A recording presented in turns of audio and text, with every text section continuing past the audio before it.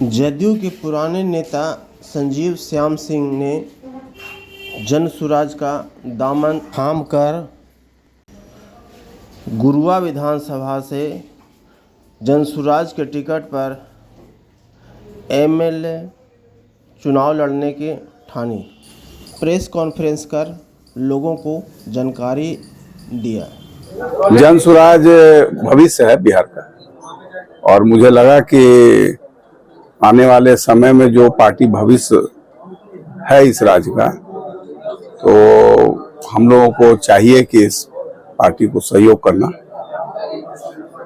और इसी कारण हम लोग जो है इस पार्टी से जुड़े हैं। और बिहार जहां तक पहुंचा है उससे आगे बिहार को ले जाना है।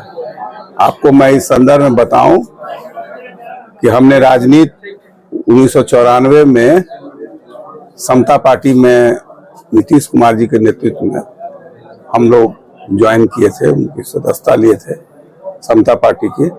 और उस समय भी मुझे लगा था कि नीतीश कुमार बिहार के भविष्य हैं, क्योंकि उस समय जो लालू प्रसाद जी का राज था, उस राज से समाज के तमाम लोग काफी उत्पीड़ित थे और बिहार की दशा बहुत बिगड़ते चली जा रही थी। और उस परिप्रेक्ष्य में नीतीश कुमार जी उभरे थे और उन्होंने उस समय के जो नेता थे, एक तरह से सर्वमान्य नेता बिहार के माने जा रहे थे, उनको उन्होंने चुनौती दी। उस समय मजाक भी उड़ाया जाता था और समता रमता हो गया चुनाव के बाद, ऐसा कहा जाता था।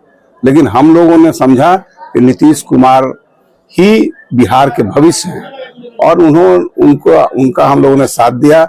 और साथ देने के बाद 2005 में बिहार का कमान उन्होंने संभाला और बिहार को एक दिशा दी। उसी तरह से आज 20 साल के बाद एक ठहराव आ गया है, उस सरकार में एक ठहराव आ गया है।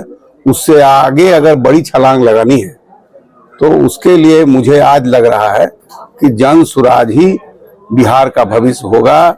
एक ईमानदार प्रतिबद्ध नेता के साथ हम लोग जुड़ रहे हैं, जैसे हम लोग नीतीश कुमार जी के साथ जुड़े थे कि वो एक ईमानदार थे, प्रतिबद्ध थे। उसी तरह से आज के समय में युवा हैं, ईमानदार हैं, प्रतिबद्ध हैं और बिहार के भविष्य। इसीलिए मुझे लगा कि हालांकि मेरी राजनीतिक जो है यात्रा लगभग 31 साल की हो गई है और उससे जो मैंने सीखा है, अनुभव किया है, अगर नीतीश कुमार ने समावेशी विकास किया है और बिहार को फर्श से एक ऊंचाई तक ले गए हैं, तो मुझे पूरा विश्वास है कि प्रशांत किशोर जी बिहार को इस ऊंचाई से एक बड़ी ऊंचाई तक ले जाएंगे। पलायन जो हुआ है वो रुक सकेगा, बेरोजगारी पर हद तक लगाम लग सकेगा।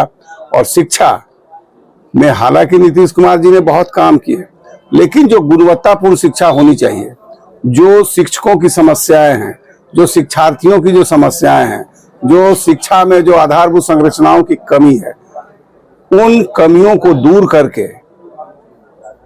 हम चाहेंगे कि हमारे जो विद्यालय हैं, वो जो प्राइवेट विद्यालय हैं, जो कॉन्वेंट विद्यालय हैं, उसकी बराबरी में आ सकें। हमारे बच्चे सरकारी विद्यालय में नामांकन कराने के लिए लालायित रहें, अच्छी शिक्षा प्राप्त करने के लिए लालायित रहें।